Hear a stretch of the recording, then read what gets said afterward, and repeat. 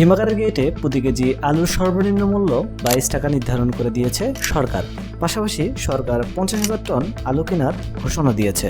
উৎপাদন মৌসুমে উৎপাদিত আলুর ন্যায্য মূল্য নিশ্চিত করে কৃষকের স্বার্থ রক্ষার্থে সুপারিশ প্রদানের লক্ষ্যে কৃষি মন্ত্রণালয়ের সচিবকে সভাপতি এবং বাণিজ্য মন্ত্রণালয়, খাদ্য মন্ত্রণালয় ও অর্থ বিভাগের সচিবকে সদস্য করে 4 সদস্য বিশিষ্ট একটি পর্যালোচনা কমিটি গঠন করা হয়। এই কমিটির সুপারিশ পর্যালোচনা করে এবং আলু চাষিরা যাতে ক্ষতিগ্রস্ত না হয় সেজন্য সরকার কয়েকটি ইতিবাচক সিদ্ধান্ত নিয়েছে। সেগুলো হলো, হিমাগার গেটে আলুর কেজি প্রতি সর্বনিম্ন মূল্য 22 টাকা নির্ধারণ করা হয়েছে।